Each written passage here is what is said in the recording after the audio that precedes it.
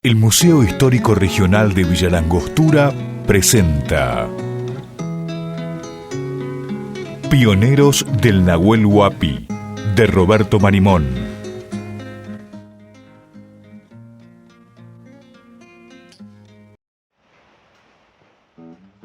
Don Roberto Marimón nos trae sus recuerdos.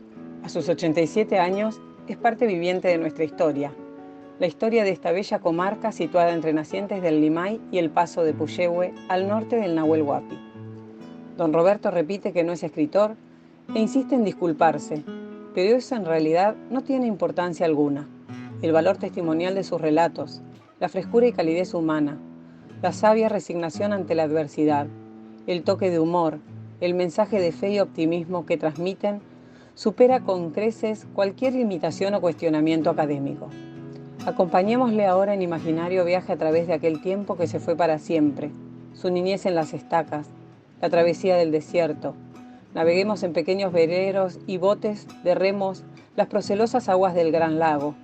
Imaginemos las penurias de aquellas épocas de agricultura y ganadería primitivas, de subsistencia apenas, de cortos veranos y largos y nevadores inviernos, de caminos casi inexistentes, de arrieros y balseros por los rápidos del Limay, aguas abajo, del cruce de los Andes por fragosos senderos de montaña, de interminables noches de calor de fogones, de los sencillos bailes a puro acordeón y guitarra, los comienzos de nuestra villa. Esta es nuestra historia, la historia de los indios, criollos y gringos que poblaron esta tierra próspera y hermosa. Gracias. Muchas gracias, don Roberto Marimón. Capítulo 6. Balseros del Limay. Las cosas andaban más o menos en nuestra población, y al igual de que lo que sucedía a los demás vecinos, nunca nos sobraba demasiado para vivir. Entre mi padre y el peón se bastaban para atender todo. Mi madre y mis hermanas ayudaban, así que luego de pasar un año más en el hogar y al presentárseme la oportunidad de salir a trabajar afuera, decidí intentarlo. Fue así que, encontrándome en Bariloche, conocí a un italiano llegado hacía poco de su país. Se llamaba Antonio Loso, y conversando con él me enteré que andaba averiguando por conseguir una cantidad de postes de ciprés, pues tenía el encargo de proveerlos a la compañía que estaba instalando la electrificación de la ciudad de Neuquén. Don Loso tenía pensado adquirirlos a los pobladores de la costa del lago, armar balsas y llevarlas por la vía fluvial hasta su lugar de destino. Ya había recorrido el Limay hasta su confluencia con el Traful, y aunque tenía algunos tramos difíciles por la fuerte correntada, lo encontró practicable. Lo peor era ese tramo de 70 kilómetros. De allí en adelante, por los comentarios de otro balsero, don Juan Macías, no habría mayores problemas. Me ofrecía acompañarlo y aceptó. Así que, tomando la lanchita de otro poblador, don Eggers, viajamos a visitar a alguno de los vecinos. Finalmente se llegó al arreglo con don José Barbayelata, quien en su propiedad de Santa María tenía un cipresal que ofrecía árboles de medidas adecuadas. Se conchavaron hacheros, se cortó la madera y se armaron las jangadas en la costa. Todo este trabajo nos insumió el invierno del 29, desde principios de julio hasta septiembre. El pedido total era de 900 postes, pero en una primera parte hicimos 2 balsas de 120 postes de 10 metros cada una para comenzar con la entrega. Tenían como 21 metros de largo por 5 de ancho cada jangada. Don Eggers nos remolcó con su lancha hasta el portezuelo y allí colocamos a las balsas una vela latina improvisada para aprovechar el viento que soplaba fuerte en el Nahuel Huapi. El primer día, como a la oración, fondeamos en una pequeña caleta abrigada en la isla del Roble, donde pasamos la noche. A la mañana siguiente seguimos adelante y con la fuerza del remolcador y la ayuda del viento alcanzamos a las 6 de la tarde el puerto americano, lugar que quedaba como a 1 kilómetro de la boca del Limay. Allí alojamos. Temprano llegamos al remolque de la lancha de don Eggers a unos 100 metros de la naciente del río. Soltamos el largo cabo de cáñamo de 1,5 pulgadas y comenzó nuestra peligrosa aventura aguas abajo. En la balsa adelante iban don Loso, Alonso, Marimán y un muchacho de Bariloche, López. En la otra, Manuel Barbayelata, el negro, un cuñado del oso, Antonio Oliver y yo. 8 buenos marineros para encarar este primer viaje por el Limay, cuya corriente nos hacía marchar a unos 20 kilómetros por hora. En esta parte del río debíamos cuidarnos de chocar contra las grandes rocas que había en el cauce.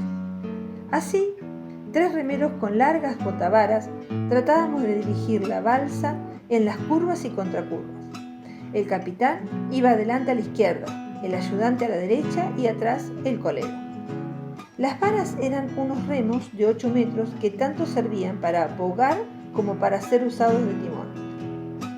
Estas balsas eran fuertes y bien armadas. Los palos iban atados unos a otros con 7 hilos de alambre dulce pasados por agujeros practicados en la madera. Luego había otros postes atravesados como trabas y en el centro una tarima elevada para llevar la carga de mantas y provisiones.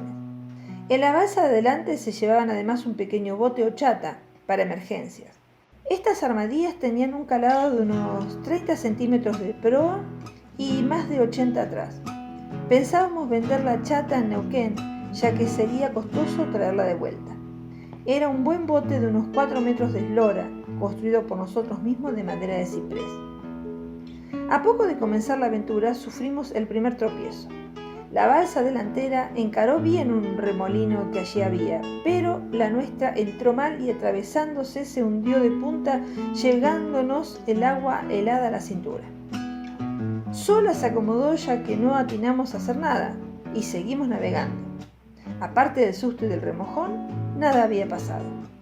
Llamamos a aquel lugar como el remolino del bautismo. Para realizar este trabajo había que saber nadar. Todos lo hacíamos bien, porque andando en la correntada era casi inevitable que cada tanto alguien cayera al agua. Era peligroso igualmente. Años después vi ahogarse a 2 compañeros, buenos nadadores, en un tremendo remolino del Coyoncurá.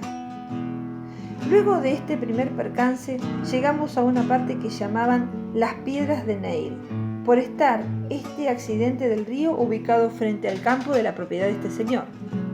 Existía allí una islita que dividía el río en 2 brazos, que aumentaba la velocidad de la corriente. Debía pasarse por la derecha, pero no apuntamos bien y dimos un fuerte coletazo cuya consecuencia fue la quebradura de uno de los postes. Dando golpes contra las rocas, que se nombraban la del Platero, del Encuentro y otras, pasamos el anfiteatro, luego la confluencia con el Traful y paramos algo más allá. Nos dimos un respiro y reparamos algo las balsas afirmando las ataduras, y allí pesqué 2 lindos salmones plateados. Los agregamos a la cena de esa noche en Alicurá, donde alojamos a la costa del río. Al otro día continuamos la marcha y a eso de media mañana llegamos a una parte donde había una balsa maroma para cruzar. Se llamaba Paso Miranda. Allí la correntada era más lenta. Compramos unos capones al poblador del lugar y seguimos. Pronto llegamos a la confluencia con el Coyoncurá y nos detuvimos en Paso Limay. Para atracar a la playa debíamos hacer la siguiente maniobra. Elegíamos el lugar y dirigíamos la proa hacia allí, y cuando la balsa tocaba fondo, uno de nosotros saltaba a la tierra y a veces chapoteando por el agua, llevando una soga gruesa que estaba amarrada en un extremo a los postes. Rápidamente debía atar el otro a algún arbusto de la orilla. Para dormir bajábamos las mantas y colchonetas que llevábamos y para preparar la comida encendíamos fogones con la leña de los sauces que abundaban en las orillas. También disponíamos de un calentador rústico hecho de un medio tambor con enrejado de alambre grueso. Cuando navegábamos por aguas tranquilas solíamos cocinar en este artefacto sobre la balsa. No faltaba un voluntario para encargarse de hacer la comida. De esta manera llegamos al cañadón Pilagüé y a Piedra del Águila, donde el Limay se ensancha mucho. Sin embargo, don Loso no calculó bien y esta vez le tocó a él chocar contra una gran roca que asomaba a flor de agua y su balsa terminó encaramada allí. Habiendo visto el desastre sin poder hacer nada, nos apuramos a remar para atracar lo más cerca posible.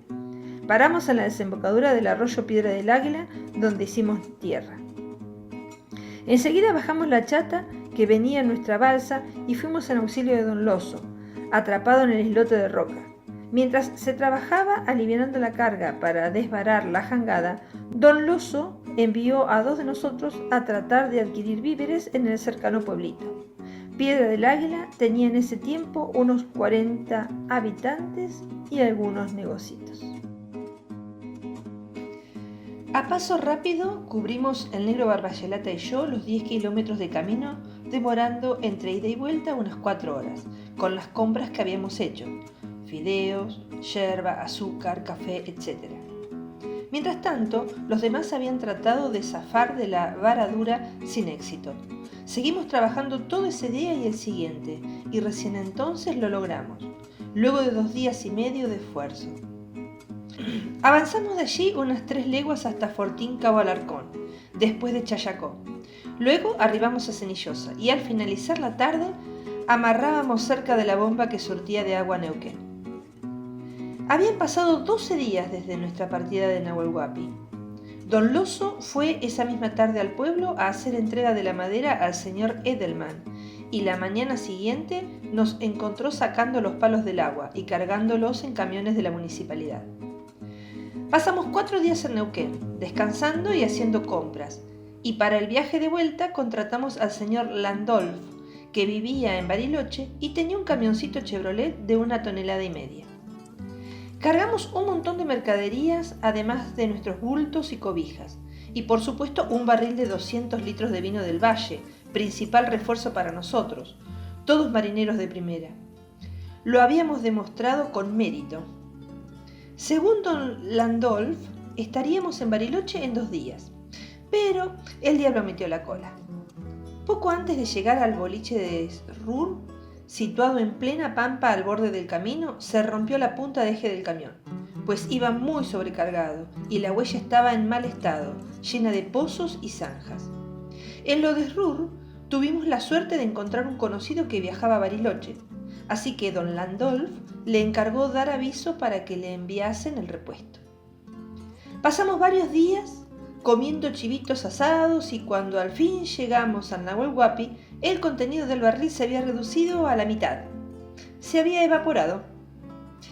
Hay que tomarlo con calma para tener buena salud, nos repetía don Loso.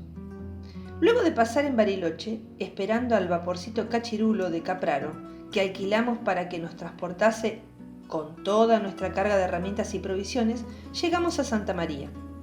Habíamos contratado al joven Roberto Ávila, al paisano Millalón y a otros hombres, y ahora sumábamos 15 marineros para ir por el Limay. Con más experiencia, cortamos la madera y armamos 5 balsas, esta vez, y en diciembre del 29, después de bajar al río con parecidos inconvenientes a los del primer viaje, llegamos a destino. En Neuquén conocimos a un señor Arce, quien vivía en Pilolil, sobre el Collón Curá, y quería llevar al valle una importante cantidad de postes de ciprés para alambrados y puntales de viñedos.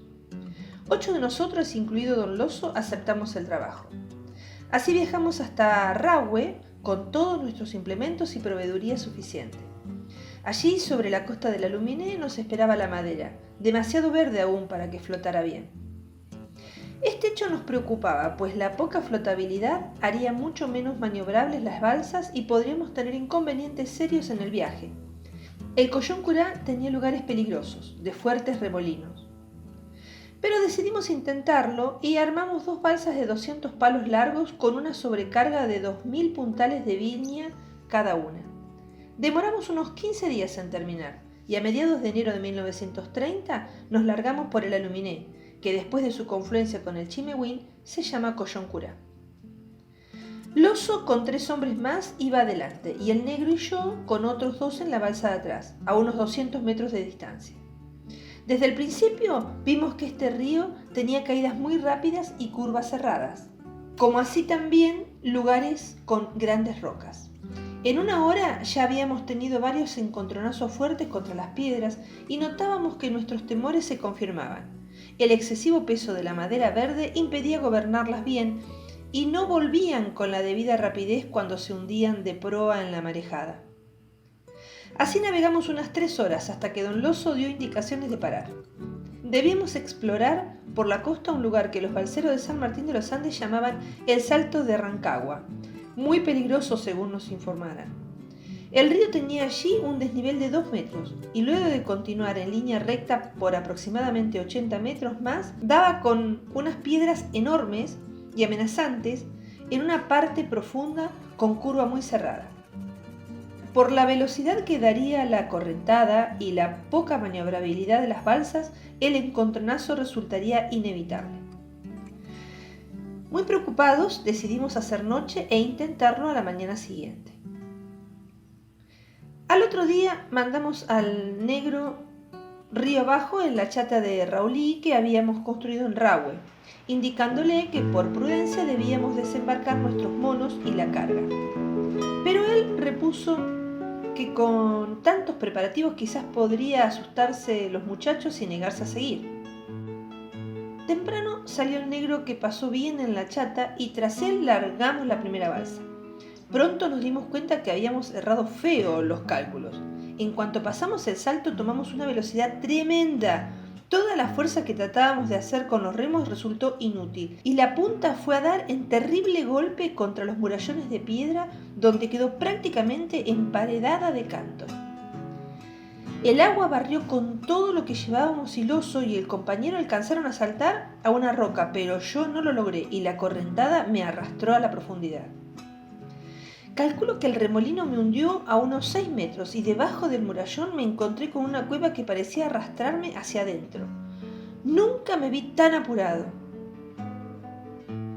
Vestido con ropas de abrigo y con botines no podía nadar bien y la fuerza increíble del agua me vapuleaba contra la piedra. Al fin logré zafar y me dejé llevar río abajo donde el negro me ayudó a salir. Los equipos escapaban por el agua, pero como iban bien envueltos, en lonas flotaban como corchos y pudimos rescatarlos poco a poco, aunque perdimos bastantes cosas, sobre todo las herramientas. Salvamos una bolsa de harina y un costillar de oveja, lamentándonos por las pérdidas. Como 300 metros más abajo volvimos a hacernos de la balsa, que por estar muy firmemente armada había resistido bien, sin perder madera alguna. Esa tarde bajamos la otra, con menos inconvenientes. Don Loso rezongaba y juraba en italiano. Estuvo más de 1 hora acordándose de la Madonna, de su madre y de todos los santos sin olvidarse ninguno, hasta que más o menos le pasó el enojo y se resignó. Yo estaba admirado, no sabía que una persona pudiese putear tanto y tan feo durante tan largo rato. Cuando se calmó, acordamos ir a una estancia cercana a buscar víveres y allí topamos con gente muy buena que nos ofreció lo que tenía. Les compramos 2 capones carneados y quedamos muy agradecidos.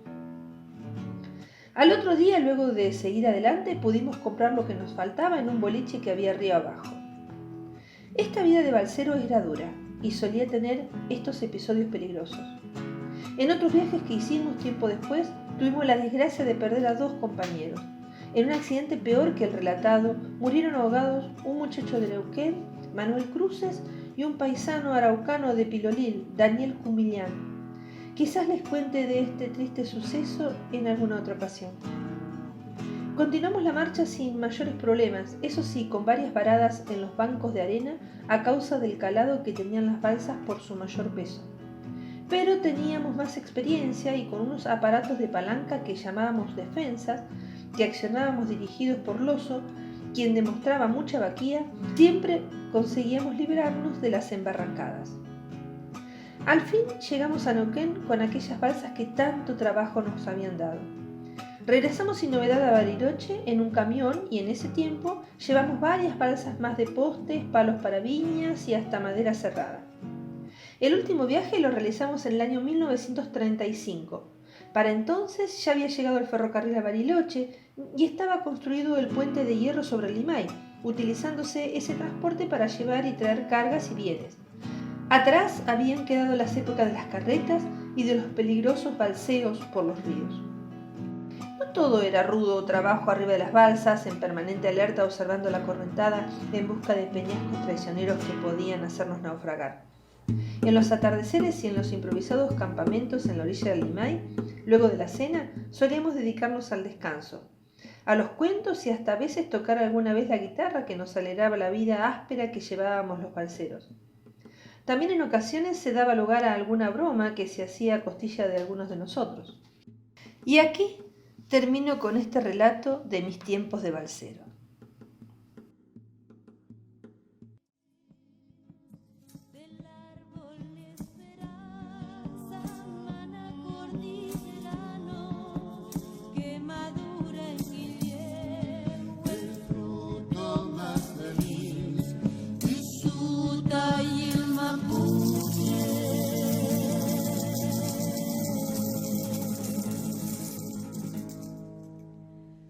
Hoy es canto al país.